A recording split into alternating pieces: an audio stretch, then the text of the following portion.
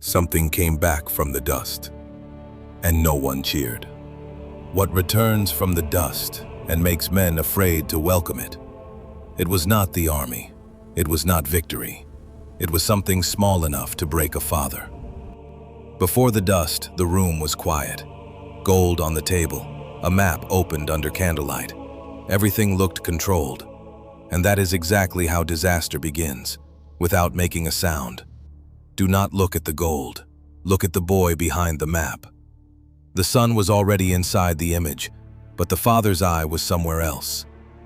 Crassus saw the east. He saw glory. He saw the road. And the one thing he did not see was standing close enough to be saved. The map looked innocent. Lines, names, a clean road east. The most dangerous traps do not arrive looking like traps. Sometimes they arrive as an easy road, waiting to be believed. Crassus moved his finger across the parchment. The hand that had bought men and influence was touching something that could not be bought. Can a hand on a map command the desert? Then a shadow crossed the road. It was not a mistake in the candlelight. It was a silent warning. The map showed the march, but hid one question: who would return? Publius looked at the same map. He seemed to be looking at a road. But that night the road was looking at something else, as if the paper had chosen a name before the war did. The Romans entered the desert looking for an enemy, but the desert gave them something worse, an enemy they could see and could not touch. The Romans moved like a wall, shields, standards, discipline.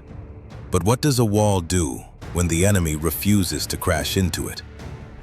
The Parthians appeared in the distance, close enough to insult them, far enough to trap them. The Romans could see them, but could not find a battle to hold. And inside the shield line, Publius was still alive, not the hero of the story yet. The name the desert had begun moving toward, and his father was still watching the battle, not the son. The Romans looked forward. That is how armies are trained. The enemy stands before you, and the brave man advances toward him. But this battle was not waiting for bravery. The arrows came from above. Suddenly, the shields were no longer symbols of strength. They became a trembling roof over men who could not see what was killing them. The Parthians appeared, struck, and pulled away. Every time Rome advanced, the enemy moved farther. Every time Rome stopped, the dust began shooting again. Distance was fighting beside them. The army became a box, perfect order.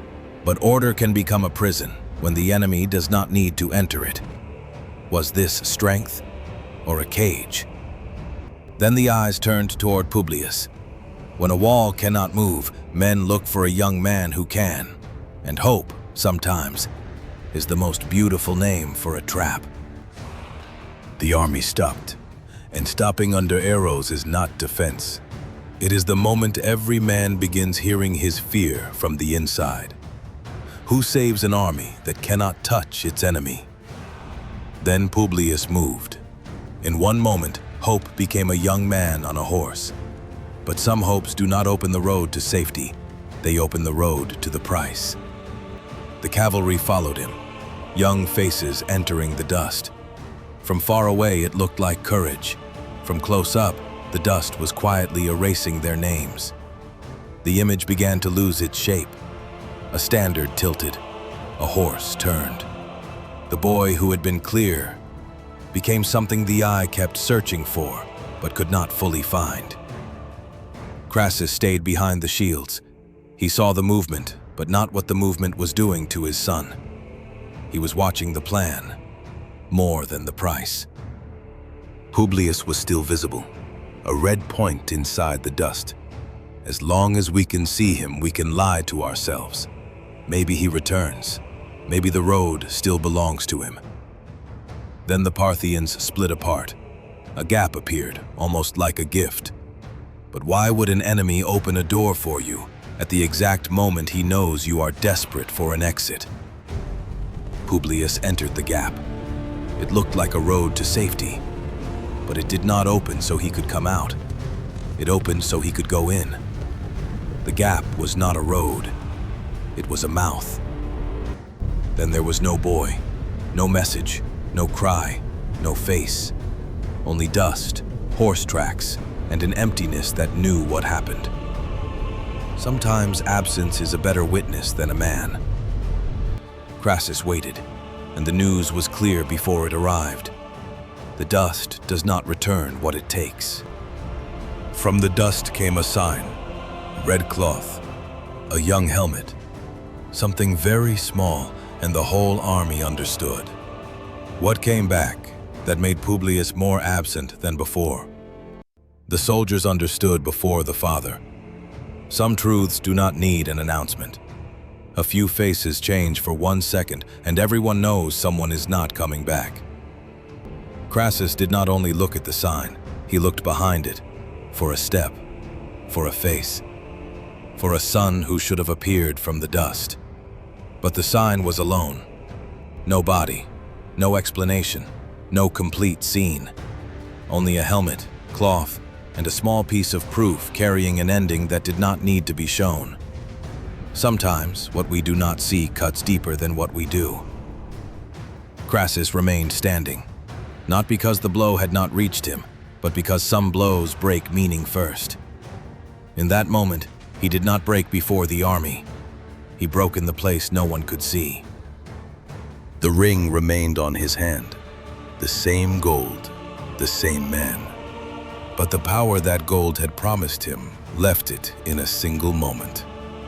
A coin fell into the sand, close to a soldier's foot, and no one picked it up.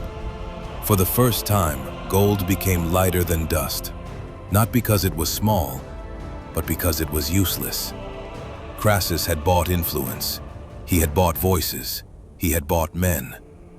But before his son's helmet, gold reached its final border. It could shine, but it could not bring anyone back. The dust covered the gold quietly. It did not need to insult it. It simply buried it. And that was enough. The desert did not steal his wealth. It made it meaningless. Crassus walked toward his last attempt, not as a conqueror, not as the richest man in Rome, but as a man trying to escape a result made by his own hand. Can a man negotiate with consequence? The faces around him did not look like faces waiting for a deal. They looked like faces waiting for one final collapse. When an army breaks, words become weaker than sand. Hands reached forward, then pulled back. That is how final bargains break, not because the price is too high, but because survival is no longer for sale. History did not agree on every detail of his end, but the image that survived was harsher than the details. A man who chased gold for so long, ending with gold chasing him as shame. After everything, the desert became quiet again, and that is terrifying. As if it had not defeated an army, as if it had only swallowed a passing noise.